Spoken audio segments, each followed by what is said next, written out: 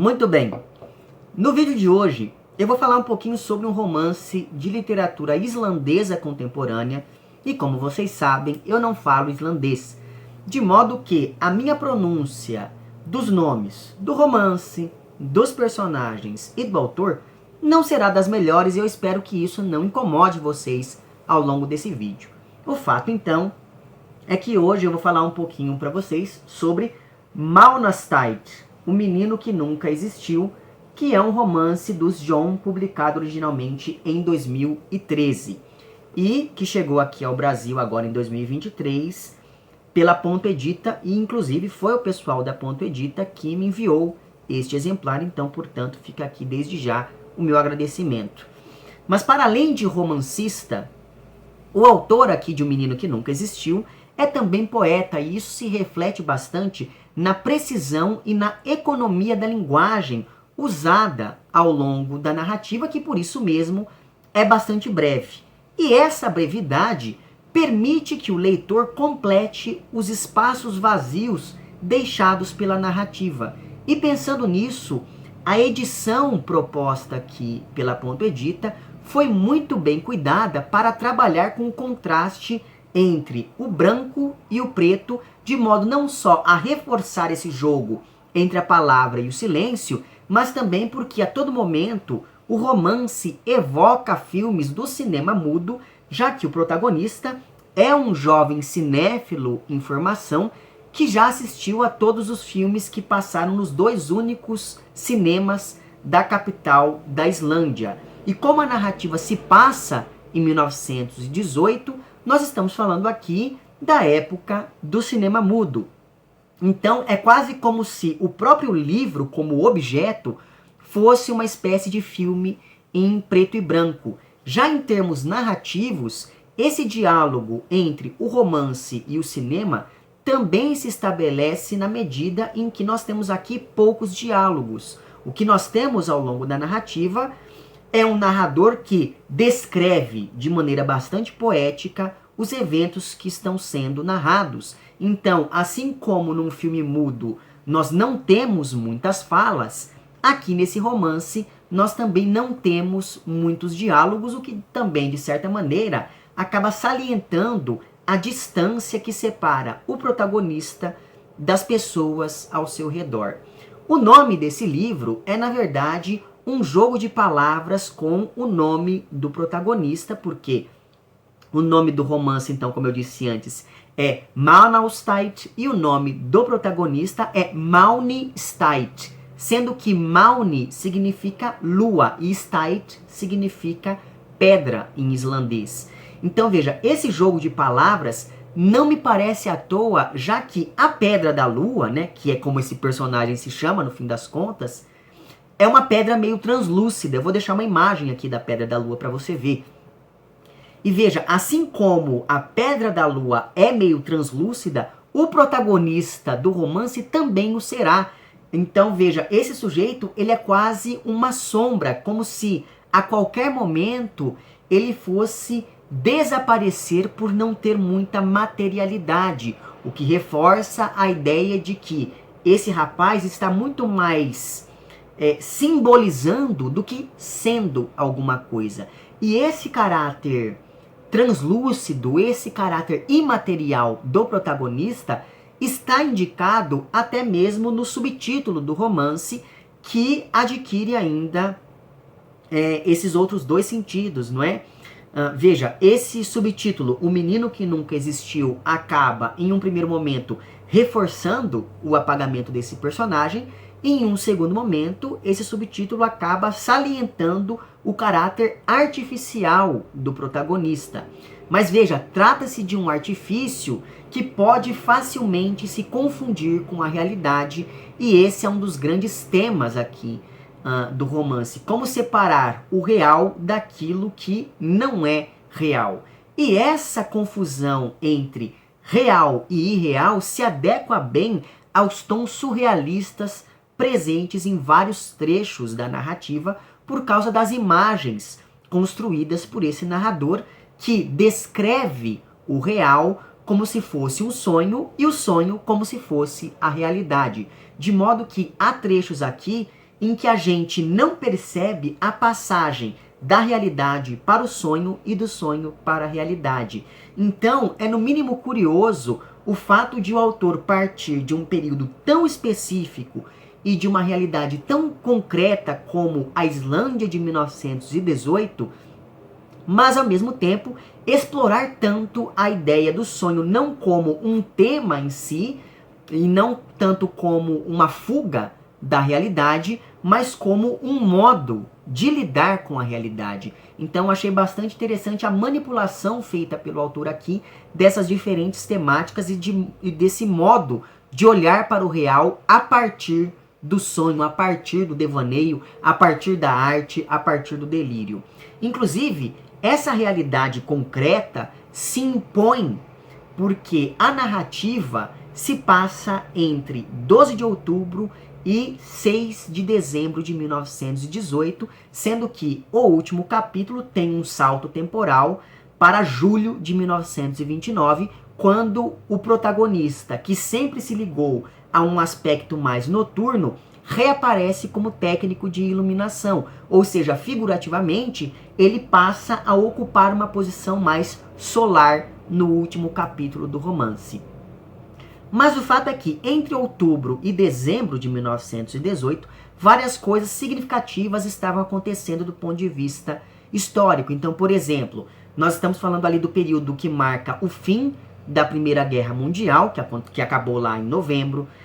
Nós estamos falando, pensando no ponto de vista mais, no contexto mais específico aqui do romance, nós estamos falando do período que marca a declaração da independência da Islândia, e isso aconteceu em dezembro de 1918, porque até então o país estava sob o domínio da Dinamarca, e em vários trechos do romance, essa tensão entre os dois países fica bastante evidente. Além disso, esse período entre outubro e dezembro de 1918 foi marcado ainda pela erupção de um vulcão da Islândia chamado Katla e também pela epidemia de gripe espanhola, que no romance aparece como uma doença que afeta bastante a capital da Islândia. Por isso mesmo, nós estamos falando aqui de um país que passava por uma ebulição social na medida em que começava a se pensar qual seria o rumo da Islândia a partir daquele momento marcado, dentre outras coisas, pela independência. E isso é bastante importante para reforçar todo o conservadorismo e toda a hipocrisia que aparecem aqui neste livro. E o protagonista é fundamental nesse contexto, já que ele é um adolescente de 16 anos, órfão e gay. Além disso, ele não estuda, ele mora em um sótão junto com uma tia-avó ou coisa do tipo, e ele leva uma vida meio marginal, já que no passado ele teve algum tipo de relação com um hospital para leprosos, e aí eu não vou explorar muito isso aqui, e no presente esse rapaz consegue algum dinheiro tendo relações sexuais com alguns homens mais velhos da cidade. E é por isso que agora há pouco eu falei sobre a hipocrisia e sobre o conservadorismo desse período aqui, porque vários homens da cidade sabem que o protagonista é gay, vários homens da cidade já se relacionaram com ele, mas ao mesmo tempo todo mundo finge que nada disso aconteceu, todo mundo finge que não sabe de nada dessa história, não sabe do envolvimento desses homens com esse rapaz, porque afinal de contas seria desonroso para a imagem da Islândia se exatamente nesse momento histórico, marcado então pela luta pela independência, vazasse essa informação de que na capital há um número considerável de homens que têm práticas sexuais vistas como desviantes naquela época. Então veja que existe aqui, desde o início, essa, digamos assim, essa relação muito estreita entre algo que é da ordem do particular e algo que é da ordem do coletivo. O fato, então, é que esse protagonista usa a maior parte do dinheiro que ele consegue com esses programas que faz para frequentar os dois cinemas da cidade. E assim ele se orgulha de já ter assistido a todos os filmes que já passaram na Islândia. Mesmo porque ele não tinha muito o que fazer nessa cidade, porque, afinal de contas, ele não estudava, ele não trabalhava, então ele tinha que matar o tempo de algum modo, e nesse aspecto, o cinema representa aqui esse modo de fugir do tédio.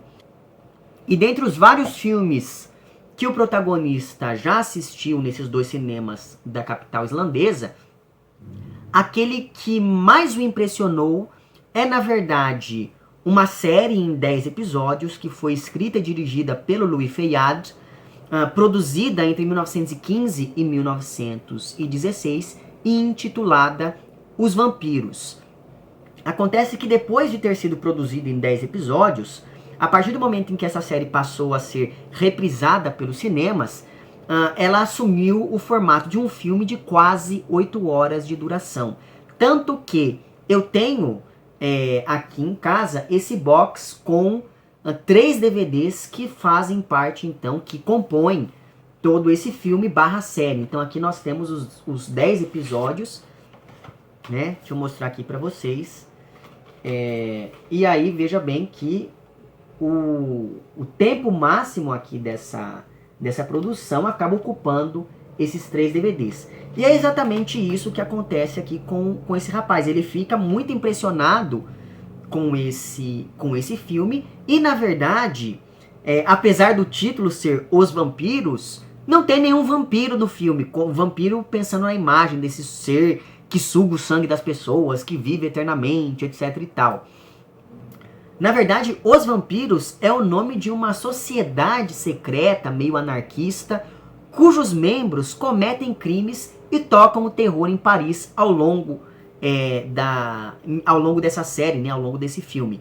Então, esses membros da seita chamada Os Vampiros rompem as regras e escandalizam a sociedade, mais ou menos como o próprio protagonista aqui do romance, que é esse rapaz que tem uma vida subterrânea na medida em que ele tem relações sexuais com vários homens da cidade em troca de dinheiro. Acontece que no filme, esse grupo anarquista tem como musa inspiradora uma verdadeira femme fatale conhecida como Irma Vep. E veja, o nome Irma Vep é na verdade um anagrama para a palavra vampire, ou seja, vampiro em francês. E essa personagem foi responsável por fazer a Musi Dora, que é uma grande atriz francesa. Então, essa personagem aqui, a Irma Vep, é que catapultou a carreira da Musi Dora como um dos principais nomes do cinema mudo, né? Então, aqui eu tenho essa imagem dela caracterizada como a tal Irma Vep ao longo do filme. E aí, veja bem, eu tô contando tudo isso porque um belo dia, enquanto assistia a uma das partes aqui de Os Vampiros, o Maune, que é o protagonista, vê uma moça se levantando na sala de cinema. E bem no momento em que essa moça se levanta, o projetor do cinema faz com que o rosto dela se confunda com o rosto da Musi Dora, caracterizada como Irma Vep. E assim, o protagonista passa a ficar obcecado por essa moça do cinema. E a exemplo da Irma Vep, essa moça também é bastante transgressora para os padrões da época. Então, por exemplo, ela fumava em público, ela dirigia. Além disso, ela usa o tempo todo uma roupa de couro que faz lembrar bastante do figurino, né, dessa personagem aqui do filme. Essa moça, ela tem várias atitudes que fazem com que ela seja vista como uma pessoa meio rebelde e esse tipo de coisa. O nome dessa moça é Soula Kuvb, ou algo do tipo. E segundo a nota presente aqui no final dessa minha edição, o nome Soula deriva da palavra islandesa para sol. Ou seja, essa moça é o sol e o protagonista é a lua. Então é quase como se o romance estivesse recontando aquele mito nórdico da relação entre a lua e o sol, que segundo a mitologia eram irmãos. Então existe aqui essa correspondência entre a narrativa do romance e essa narrativa mais mitológica.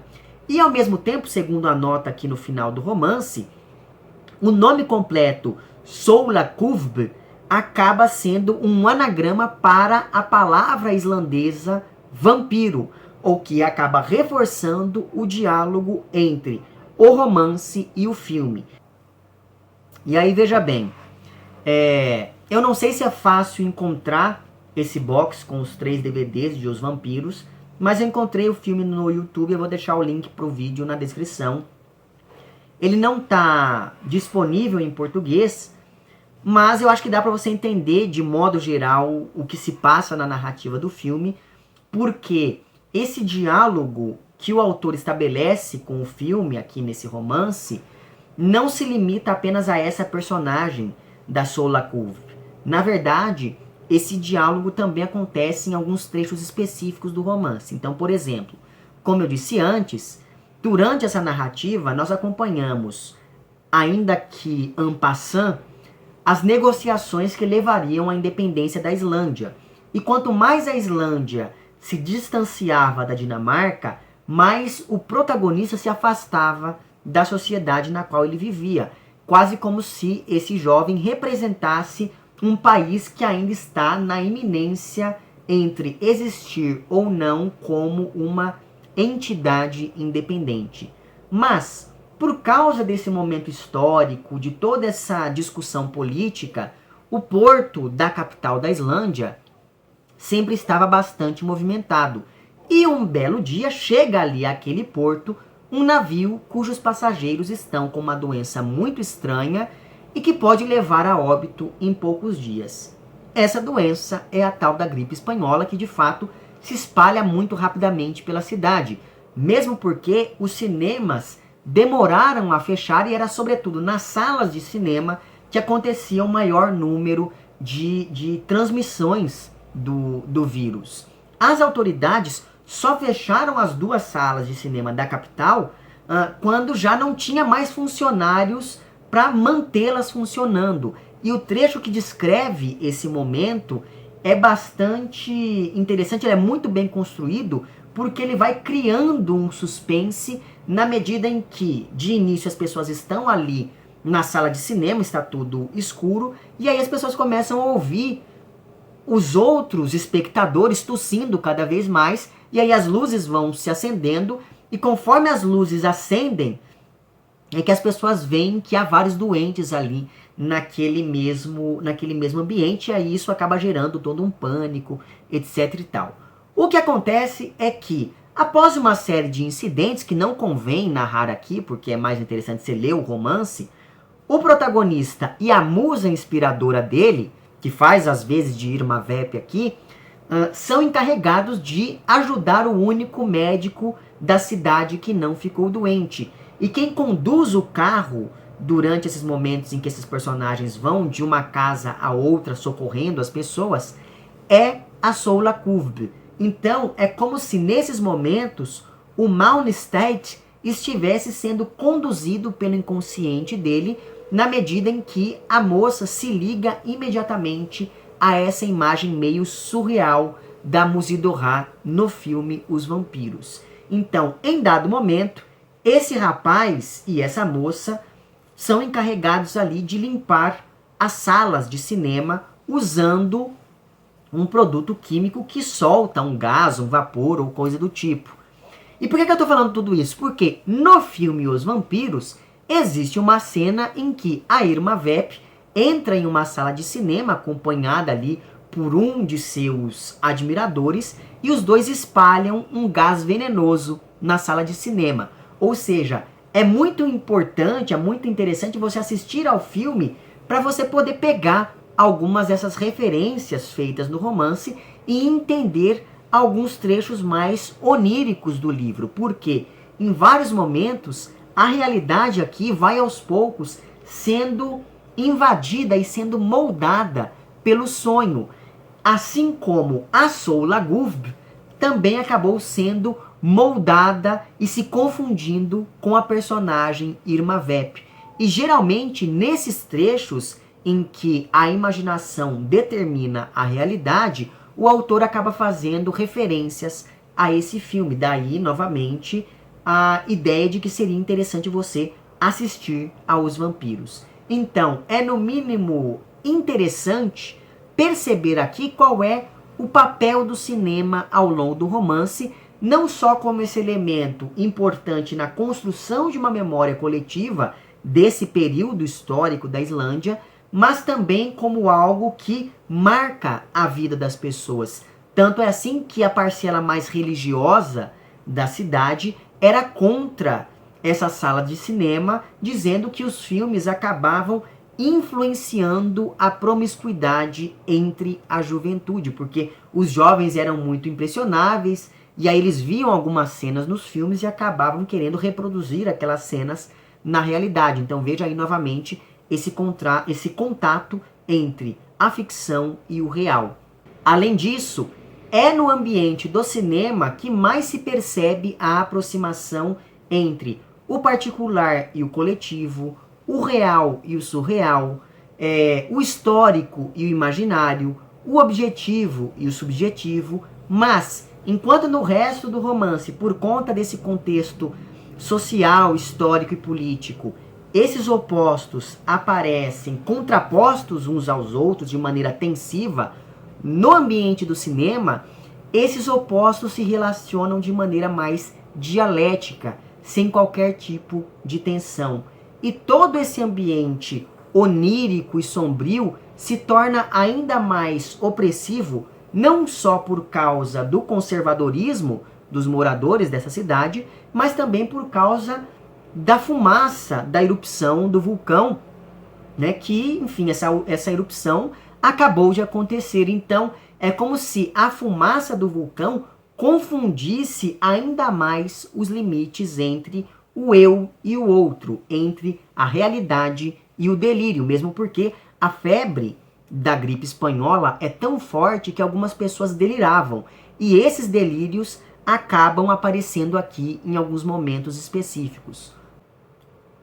Por tudo isso, Malnestein, um menino que nunca existiu, é um romance bastante denso, bastante complexo, não só por conta dos temas que traz consigo, não só por conta do período histórico em que a narrativa se passa, mas também principalmente por incorporar essa dinâmica cinematográfica à narrativa. Mas, apesar dessa complexidade, apesar dessa narrativa densa, ainda assim, o estilo empregado pelo autor aqui é bastante diáfano, de modo que essa é uma leitura que você faz muito rapidamente. Por isso, fica aqui a minha sugestão enfática para que você leia esse romance. É um romance bastante diferente de vários outros que a gente lê por aí. Eu fiquei muito interessado para conhecer outras obras do autor e eu fui procurar e descobri que algumas dessas outras obras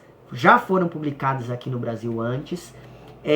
Mas assim, exatamente por conta desse meu interesse nas obras do autor, me parece que esse daqui seja um bom romance para iniciar a leitura dos textos dele. E, novamente, fica aqui a recomendação para que você tente assistir aos Vampiros, que é um filme bastante interessante. É um dos principais filmes de suspense e de terror de todos os tempos. E é um filme muito, muito complexo, e essa complexidade acaba, enfim, ajudando na composição de algumas cenas específicas aqui do livro, certo? Eu vou deixar na descrição desse vídeo as redes sociais da Ponto Edita para que você possa, enfim, adquirir aqui o livro, e vou deixar também o link para o meu perfil no Apoia-se. E assim, caso você queira e possa contribuir financeiramente com este meu trabalho aqui no YouTube, basta você entrar em contato com os planos de apoio e também com as recompensas equivalentes a cada um desses planos. Fica aqui o meu agradecimento às pessoas que já contribuem, e para você que quer fazer isso, mas que não pode fazê-lo financeiramente, basta você mostrar para o algoritmo do YouTube que meu conteúdo é de algum modo relevante. Então curta esse vídeo, compartilhe, comente, etc e tal, certo? Vemo-nos então nos próximos vídeos e um amplexo.